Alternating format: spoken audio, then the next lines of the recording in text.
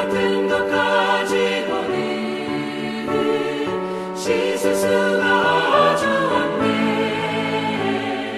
주여 귀한 몸의 피로 날 정결케 하옵소서.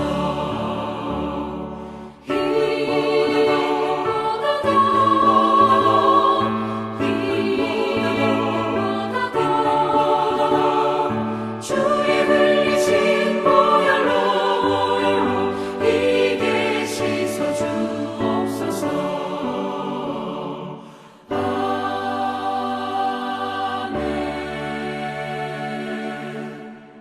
여호와께서 나단을 다윗에게 보내시니 그가 다윗에게 가서 그에게 이르되 한 성읍에 두 사람이 있는데 한 사람은 부하고 한 사람은 가난하니 그 부한 사람은 양과 소가 심히 많으나 가난한 사람은 아무것도 없고 자기가 사서 기르는 작은 암양 새끼 한 마리뿐이라. 그 암양 새끼는 그와 그의 자식과 함께 자라며 그가 먹는 것을 먹으며 그의 잔으로 마시며 그의 품에 누움으로 그에게는 딸처럼 되었거늘 어떤 행인이 그 부자에게 오매 부자가 자기에게 온 행인을 위하여 자기의 양과 소를 아껴 잡지 아니하고 가난한 사람의 양 새끼를 빼앗아다가 자기에게 온 사람을 위하여 잡았나이다. 다윗이 그 사람으로 말미암아 노하여 나단에게 이르되 여호와의 살아계심을 두고 맹세하노니 이 일을 행한 그 사람은 마땅히 죽을 자라. 그가 불쌍히 여기지 아니하고 이런 일을 행하였으니 그 양 새끼를 4배나 갚아주어야 하리라. 나단이 다윗에게 이르되 당신이 그 사람이라. 이스라엘의 하나님 여호와께서 이와 같이 이르시기를 내가 너를 이스라엘 왕으로 기름 붓기 위하여 너를 사울의 손에서 구원하고 내 주인의 집을 내게 주고 내 주인의 아내들을 네 품에 두고 이스라엘과 유다 족속을 내게 맡겼느니라. 만일 그것이 부족하였을 것 같으면 내가 네게 이것저것을 더 주었으리라. 그러한데 어찌하여 내가 여호와의 말씀을 업신여기고 나보기에 악을 행하였느냐. 내가 칼로 햇사람 우리아를 치되 암몬 자손의 칼로 죽이고 그의 아내를 빼앗아 내 아내로 삼았도다.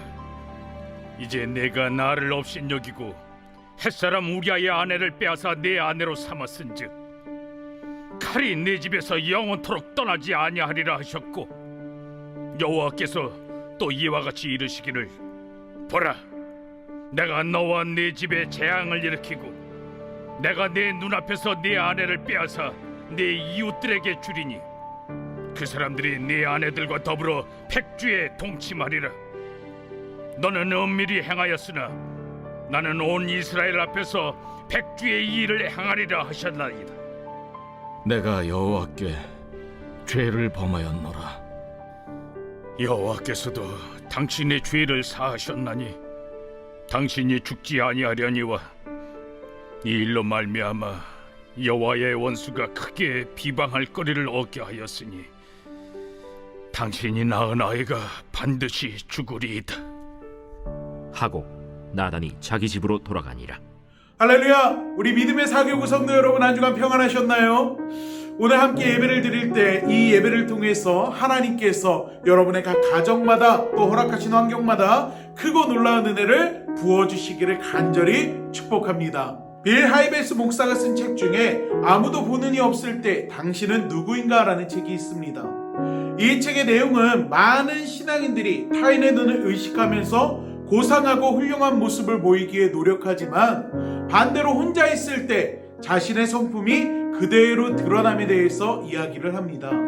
즉 하나님과의 관계보다는 다른 사람들에게 보여지는 모습, 다른 사람들이 나를 바라보는 모습에 더 치중하는 것에 대해서 이야기를 하고 있는 것입니다. 오늘 본문 말씀을 묵상하고 또 준비하면서 가장 먼저 떠오른 생각이 바로 이 책의 제목이었습니다. 오늘 본문에 등장하는 다윗, 여러분 다윗은 어떤 사람입니까? 우리가 알고 있는 다윗은 항상 하나님 편에 서 있는 사람이었습니다. 무슨 일이 생기든 늘 하나님을 의지하고 자신의 생각보다는 하나님의 뜻을 구하는 사람이었습니다. 하나님 중심에 서 있는 사람이 바로 다윗이었다라고 해도 과언이 아닐 것입니다. 그런데요, 그가 죄를 지었습니다. 그에게 찾아온 유혹을 이기지 못하고 하나님 앞에 죄를 범하게 되었다라는 것입니다. 다윗이 왕궁의 옥상을 거닐다가 목욕을 하고 있는 한 여인을 보게 됩니다. 우리아의 아내 밧세바죠. 우리가 잘 알다시피 다윗은요, 이 밧세바를 데려다가 동침을 하고 돌려보냅니다. 그런데 이 밧세바가 임신을 하게 되죠. 죄가 죄를 낳는다는 말이 있습니다. 다윗 역시 그러했습니다. 전혀 예상하지 못한 일이 일어나자 다윗은 자신이 지은 죄를 숨기기 위해서 나름대로의 계획을 세웁니다. 그의 생각은 전장에 있는 우리아를 불러 집으로 보내고 부부가 동침함으로써 자신의 아이가 아닌 것처럼 덮는 것이었습니다. 어찌 보면 인간의 생각으로는 완벽한 일이라고 생각했을지 모릅니다. 그러나 충신 우리아는 집으로 가지 않고 그의 부하들과 함께 자신이 있어야 할 자리를 지키게 되죠.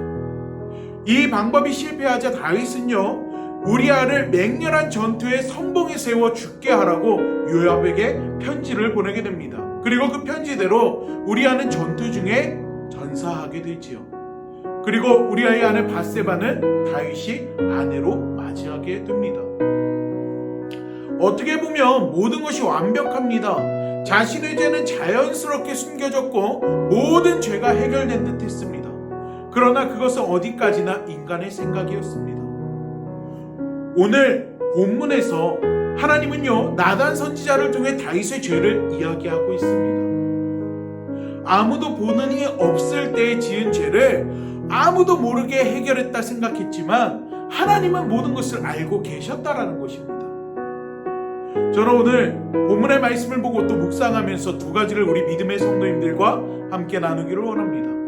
그 첫 번째는요, 그 누구도 죄로부터 완벽한 사람은 없다라는 것입니다. 다윗은요, 이스라엘의 두 번째 왕이었습니다. 어려서 하나님의 기름 부음을 받았고요, 블레셋의 장수 골리앗과의 전투에서 승리함으로 이스라엘의 영웅이 되었습니다. 또한 사울을 통해 오는 수많은 죽음의 위기 속에서 하나님을 의지함으로 목숨을 건졌고요, 또 왕이 된 이후에는 난공불락에서 예루살렘 성을 점령하고 또 법궤를 예루살렘으로 옮김으로써 정치와 종교를 통한 통치 기반을 세우고 또 하나님으로부터 축복의 약속까지 듣게 된 것이 바로 다윗이었습니다. 그런데 이 모든 일이 끝나고 죄의 유혹이 한순간에 찾아왔고 다윗은 그 죄의 유혹을 이기지 못했다라는 것입니다. 사랑하는 여러분, 이 세상 그 어떤 사람도요, 죄로부터 완벽할 수는 없습니다. 다윗의 신앙이 나쁜 것이 아닙니다. 그렇다고 다윗이 가지고 있는 것이 부족하거나 또 적은 것도 아니었습니다. 그런데도 다윗에게 죄의 유혹이 찾아왔을 때 그는 한 번의 돌이킴 없이 그 죄의 유혹에 넘어가는 것을 우리는 알 수 있습니다. 우리도 마찬가지입니다. 우리가 주일 성수를 하고요, 기도를 하고 말씀을 본다고 하지만 죄의 유혹은 한순간입니다. 성경에서는 악한 영들이 산길자를 찾아 우는 사자와 같이 다닌다라고 표현하고 있습니다. 제가 설교를 할 때 많이 하는 말인데요, 이 유혹이란 놈은요, 한 번 이긴다고 해서 끝나는 게 아니에요. 오히려 더 발전된 모습으로, 더 그럴듯한 모습으로 우리에게 찾아옵니다. 때문에 우리는 항상 이 죄의 유혹으로부터 민감하게 반응할 수 있도록 준비되어 있어야 한다는 것입니다. 여러분, 두 번째는요, 죄를 인정해야 한다라는 것입니다. 가장 좋은 것은 죄의 유혹을 이기는 것이지만 아차하는 순간에 이 죄의 유혹에 넘어갈 때가 있습니다. 여러분, 죄의 유혹에 넘어갔다면 그 죄를 인정할 수 있는 자세를 가져야 합니다. 다윗은요, 자신의 죄를 숨기기에 급급했습니다. 그리고 스스로가 생각했을 때 아무도 모르게 모든 일을 마무리 지었다라고 생각했을 것입니다. 그런데 나단 선지자를 통해서 자신의 죄가 드러나게 됩니다. 대부분의 사람들이 자신의 죄가 공개적으로 드러나게 되면 어떻게 하는지 아십니까? 첫 번째가요, 부인하는 것입니다. 나는 모르는 일이에요. 난 그런 적이 없습니다. 기억이 나지 않습니다. 절대 모르는 일이라고 이야기합니다. 두 번째는요, 그 죄를 숨기는 것입니다. 혹 숨길 수 없다면 다른 사람 탓으로 돌립니다. 어디서 많이 본 장면들이죠. 그러나 본문의 다윗은 나단 선지자의 이야기를 듣고 어떻게 했습니까? 죄를 바로 인정했습니다. 자신이 죄를 인정했을 때 하나님께 그 죄를 용서받는 것을 오늘 본문 말씀을 통해서 볼 수가 있습니다. 그렇습니다. 우리가 하나님께 죄를 짓는다 할지라도 그 죄에 대해서 인정하고 회개할 때 하나님께서는요, 우리의 죄를 몇 번이든 용서해 주시는 분임을 기억하시기 바랍니다. 그러나 우리가 한 가지 알아야 할 것이 있습니다. 하나님께 매번 용서해 주시면 죄를 짓고 회개하면 되는 것이라고 생각하는 사람들이 간혹 있습니다. 꼼수를 쓰는 거죠. 그러나 우리가 알아야 할 것은 우리가 지은 죄엔 분명한 대가가 따른다라는 것입니다. 오늘 본문 말씀에서 다윗은 자신의 죄를 인정함으로 하나님께 용서를 받았지만 그 죄에 대한 대가로 밧세바가 낳는 다윗의 아들이 죽게 되는 것을 볼 수 있습니다.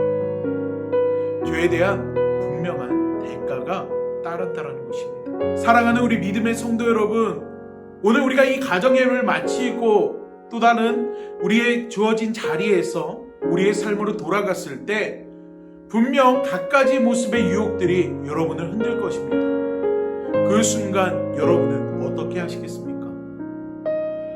여러분, 죄의 유혹에 민감한 여러분들이 되기를 간절히 축원합니다. 이 죄의 유혹을 이기는 방법을 하나 알려드릴까요? 각양각색의 모습으로 다가오는 유혹이 있을 때 스스로에게 이렇게 질문해 보시기 바랍니다. 만약에 예수님이라면 어떻게 하셨을까? 이 질문이 여러분을 찾아오는 죄의 유혹을 이기는 방법이 될 것입니다. 혹 이미 죄의 유혹에 넘어갔거나 앞으로 여러분의 삶의 자리에서 죄의 유혹에 넘어가게 된다면 여러분, 그 죄를 숨기려고 하는 것이 아니라, 인정하지 못하는 것이 아니라 하나님 앞에 나와 회개할 수 있는 여러분이 되기를 간절히 소망합니다. 그 죄가 어떤 죄든 하나님 앞에 나와 회개할 때 하나님께서 우리의 죄를 다 용서해 주실 줄로 믿습니다. 우리 함께 기도합니다. 하나님, 오늘 함께 나눈 말씀이 우리 마음 가운데 깊이 새겨지기를 원합니다. 하나님, 우리는 연약하여서, 하나님, 우리는 부족하여서, 하나님, 우리는 하루에도 몇 번씩 우리를 찾아오는 그 죄의 유혹 가운데 쓰러지고 넘어지고 갈등하고 또한 하나님이 원치 않는 일들을 행할 때가 있음을 고백합니다. 하지만 내가 어떤 죄를 범하였든지, 어떤 유혹에 넘어갔든지, 내가 어떤 삶을 살아가든지 하나님께서 있는 모습 그대로 나를 받아주시고 나를 안아주시고 내 죄를 용서해 주시는 하나님이심을 하나님 고백합니다. 오늘 함께 예배를 드리는 우리 믿음의 성도들 한 사람 한 사람 가정마다 하나님께서 함께하여 주셔서 하나님의 크신 은혜를 베풀어 주시고 죄의 유혹을 넉넉히 이길 수 있는 믿음을 허락하여 주시옵소서. 우리 믿음의 성도들이 살아가면서 하나님, 우리를 흔드는 그 유혹 가운데 아버지 흔들리고 끌려가고 넘어지고 굴복한다 할지라도 하나님, 그것으로 인하여서 좌절하고 쓰러지며 실패한 인생이 되는 것이 아니라 오히려 그런 모습조차도 우리를 사랑하시고 우리를 안아주시고 우리를 붙들고 계시고 우리의 죄를 용서하기 원하시는 하나님을 떠올리게 하여 주시고 기억하게 하여 주시고 주님 앞에 우리의 죄를 인정하고 우리의 죄를 고백함으로 우리의 죄가 용서받는 은혜를 경험할 수 있도록 하나님, 우리 믿음의 성도들의 삶 가운데 은혜를 베풀어 주시옵소서.